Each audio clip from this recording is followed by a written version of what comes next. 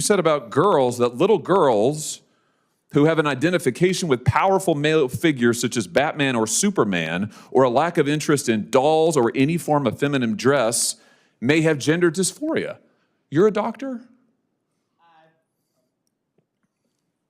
You are quoting from the criteria from the DSM. You're a doctor. Those quotes are from the DSM. You're a doctor. I am a lawyer, and those quotes are from the DSM. You're a trained therapist. This Senate hearing took a dramatic turn when Senator Josh Hawley erupted after hearing transgender policies compared to Jim Crow segregation.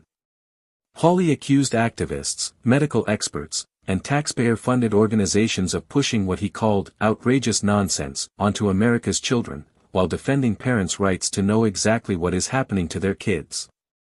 Then he confronted a witness over claims that even very young children could be identified as gender dysphoric. And the exchange instantly set the room on fire.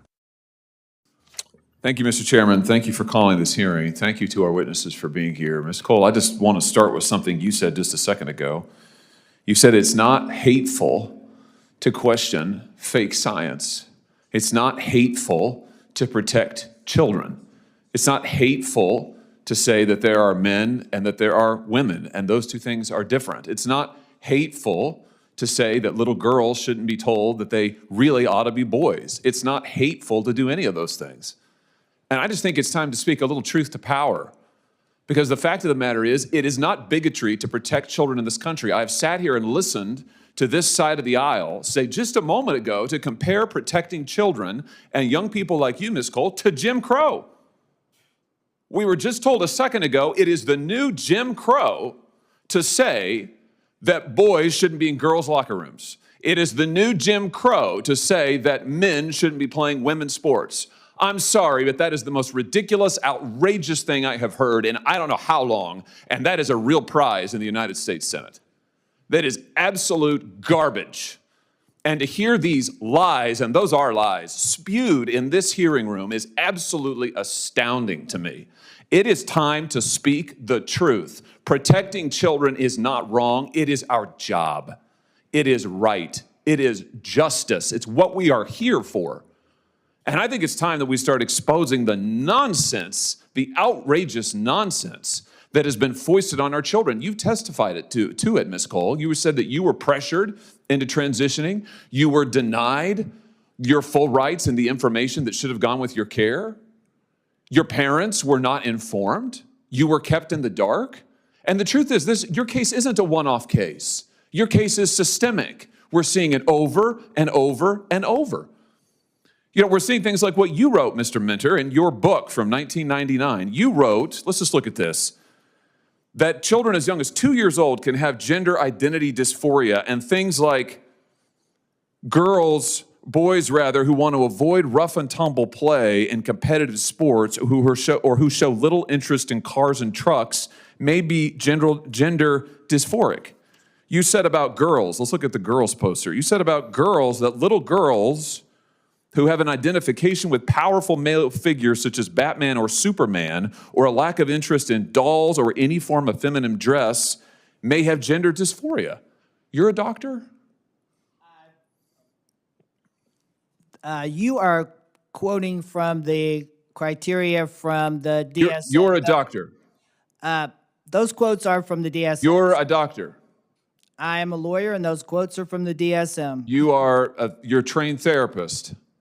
I am a lawyer, and those quotes. You're an advocate, in fact, is what you are. You're an advocate. You're an advocate for this ideology, and that behind me is outrageously ridiculous. The idea that a 2-year-old girl who doesn't want to play with dolls might be gender dysphoric is ridiculous.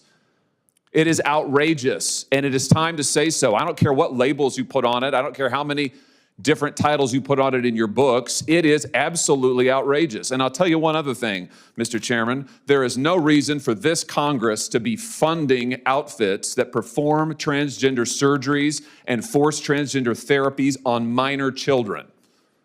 And I have in mind Planned Parenthood. Planned Parenthood spends enormous sums of money trying to push transgender surgeries, hormone therapies on children. The Planned Parenthood League of Massachusetts, for example, advertises gender-affirming hormone therapy to minors who are 16 years old. We've got it right here. In fact, urging them to come and participate in these studies and taking the hormones so that they can get compensated, incentives for it. Here's the incredible thing. The United States is funding this. Do you know that Planned Parenthood got $1.5 billion? Let me say that again, $1.5 billion diverted from Medicaid and Medicare, taken from the poor, taken from our seniors, so that they could do this. This is outrageous. This is absolutely outrageous. It is unconscionable. It's time for this Congress to act. I heard one of my friends on the other side of the aisle say a moment ago that malpractice cases really were the answer. You know what? I agree with that. They are the answer.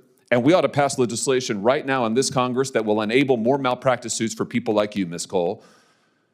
If that really is the answer, and if there really is nothing to hide, then good. Let's put power in the hands of the people, and let's open up the courtroom doors for those who have had these gender hormone surgeries, these transition therapies forced on them as you had, Ms. Cole. Let's open up the courtroom doors. Let's stop funding with taxpayer money hormone therapies, treatments, surgeries for minor children without their parents' consent. Let's reject the lies that this is somehow bigotry. Let's do our jobs and protect the children of this country. Thank you, Mr. Chairman. At the heart of this hearing was a fundamental question: where should the line be drawn when it comes to gender transition treatments for minors? Senator Josh Hawley argued that parents are being kept in the dark, children are being exposed to life-altering medical decisions too early, and taxpayers should not be funding organizations involved in those treatments. He repeatedly pointed to witness testimony and personal detransition stories as evidence that the system is failing vulnerable young people.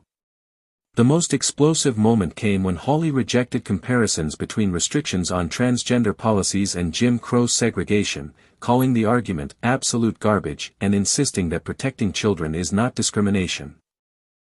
He also challenged medical experts over definitions of gender dysphoria, questioned federal funding tied to gender transition services, and called for expanded legal protections for patients who believe they were harmed by medical interventions.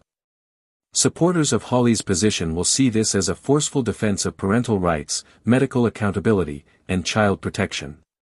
Critics will argue that the hearing oversimplified a complex issue and unfairly targeted transgender healthcare. One thing is certain: this debate is far from over, and it remains one of the most controversial issues being discussed in Washington today. What do you think? Was Josh Hawley standing up for children and parents, or did he go too far in his criticism of gender transition care? Let us know in the comments below. And if you enjoy major congressional hearings, explosive political debates, and the biggest moments from Capitol Hill, be sure to like this video, subscribe to the channel, and turn on notifications so you never miss the next showdown.